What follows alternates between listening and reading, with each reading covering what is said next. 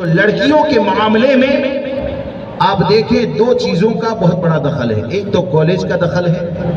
اور ایک تو موبائل کا دخل ہے، اور یہ ماں باپ کی ذمہ داری ہے کہ ان چیزوں سے اپنی نسلوں کو بچائیں اور اپنی نسلوں کی حفاظت کریں۔ آج یہ کتنے بڑے افسوس کا مقام ہے کہ ہمارے خاندان میں پیدا ہونے والی بچیاں، ہمارے خاندان میں پیدا ہونے والی بچیاں جن کے کان میں اذان کہی جاتی ہے، جن کے کان میں اقامت کہی جاتی ہے،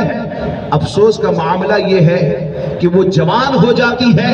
ہیرو کی محبت، داڑھی مونڈوں کی محبت، حد تو یہ ہے کہ کفر و ایمان کی تمیز کو ختم کرتے ہوئے معاذ اللہ رب العالمین وہ ارتداد کے فتنے کی طرف آگے بڑھ رہی ہے، اور ہم کو اس چیز کا احساس بھی نہیں ہے۔ ہم کو یہ سوچنا چاہیے کہ اللہ تبارک و تعالیٰ نے یہ جو بچیاں عطا فرمائی ہے 17 سال تک 18 سال تک، اگر وہ آپ کے خاندان کے اندر رہتی ہے اور آپ کی تربیت کے اندر رہتی ہے تو اس کے دل کے اندر ایک ہیروئن کی محبت پیدا ہو گئی، ہیروئن کا لباس بے حیائی والا اس کے جسم کے اوپر آ گیا، بے پردگی کی عادت جب اس کی بن گئی تو آپ نے کبھی یہ نہیں سوچا کہ آپ نے اپنی بچی کا نام جب فاطمہ رکھا، جب کنیز فاطمہ رکھا، جب نور فاطمہ رکھا، جب رضا فاطمہ رکھا، تو یہ نام رکھا کس لیے ہے؟ نام اس لیے رکھا کہ ہر سنی یہ جانتا ہے کہ نام رکھا جائے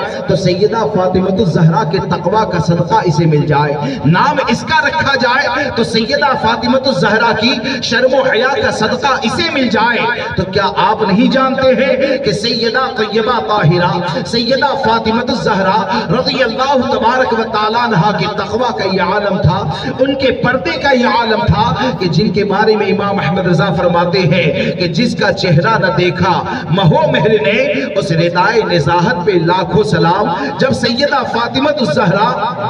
رضی اللہ تبارک و تعالیٰ عنہ خیر القرون کے اندر رہ کر پردے کا انتظام کرتی ہے تو آج تو قرب قیامت کا معاملہ ہے۔ آج حالات یہ ہے کہ 5 سال کی بچیاں سلامت نہیں، 10 سال کی بچیاں سلامت نہیں، ارے حد تو یہ ہے کہ 2 سال کی بچی بھی اگر تنہا مل جائے تو اس کے ساتھ بھی معاذ اللہ نہ جانے کیا کیا ہوتا ہے۔ تو ایسے وقت میں ہماری ذمہ داری، ہمارا احتیاط اور زیادہ ہونا چاہیے، اور ہم کو یہ یاد رکھنا چاہیے کہ ہماری زندگی کا سب سے بنیادی مقصد یہ ہے، سب سے بنیادی فریضہ یہ ہے کہ اللہ نے ہم کو دین عطا فرمایا ہے، ہم اپنے دین کی حفاظت کریں، ہم اپنے ایمان کی حفاظت کریں، ہم اپنے عقیدے کی حفاظت کریں۔ آپ دیکھیے کہ آج جو عورتوں کے معاملات ہیں اور جس طرح عورتوں کو آزاد چھوڑ دیا جاتا ہے، تو ہو سکتا ہے کہ کوئی سننے والا اسے ناپسند کرے، لیکن جب بات آئی تو عرض کر دوں کہ آج کے وقت میں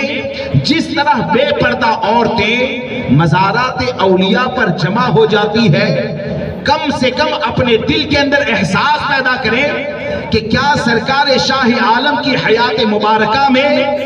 اس زمانے میں کسی عورت کی یہ مجال تھی کہ ایسے بے حیائی کے لباس پہن کر ان کے پاس آ جائے، ایسے بے پردگی کے عالم میں ان کے پاس آ جائے؟ جب اس وقت ہمت نہیں تھی تو ہمارا عقیدہ یہ ہے کہ آج بھی وہ حیات ہیں۔ تو حقیقت یہ ہے کہ اولیاء کرام کی بارگاہ کا ادب یہ ہے کہ عورتوں سے اولیاء کرام کی بارگاہ کو محفوظ رکھا جائے، اور ان کی تعلیمات کے اوپر اگر عمل کریں گے، اگر ان کی والدہ کے کردار پر عمل کریں گے، اگر ان کی بہن کے کردار کے اوپر عمل کریں گے، تو یہ پورے خاندان کا کردار اگر آپ کو نظر آئے گا تو وہ بازار کی زینت والا نظر نہیں آئے گا، بلکہ اس خاندان کے ہر فرد کی عورت اور ہر فرد کا کردار یہ نظر آئے گا کہ یہ جہاں پر بھی رہتے ہیں سیدہ فاطمہ الزہرا رضی اللہ تبارک و تعالیٰ عنہ کے کردار کو زندہ کر دیتے ہیں۔ جب یہ سیدہ فاطمہ کے کردار کو زندہ کرنے والی جماعت ہے تو سب کی ذمہ داری یہ ہے کہ اپنے گھر کی عورتوں کو گھر کے اندر رکھیں اور سیدہ فاطمہ کی کنیزہ بنائیں۔ تو حقیقت یہ ہے کہ اپنے گھر میں بیٹھ کر اگر سرکار شاہ عالم کے نام کے اوپر اگر فاتحہ خوانی کرے گی تو انشاءاللہ سرکار شاہ عالم کا فیضان اتنا زیادہ ملے گا کہ آپ کی بچیاں ارتداد کے فتنے سے بھی بچ جائے گی، آپ کی بچیاں گناہ سے بھی بچ جائے گی، اور سرکار شاہ عالم کا فیضان بھی حاصل ہو جائے گا۔ اللہ مجھے آپ کو سب کو سرکار شاہ عالم کا فیضان عطا فرمائے۔ السلام علیکم ورحمۃ اللہ۔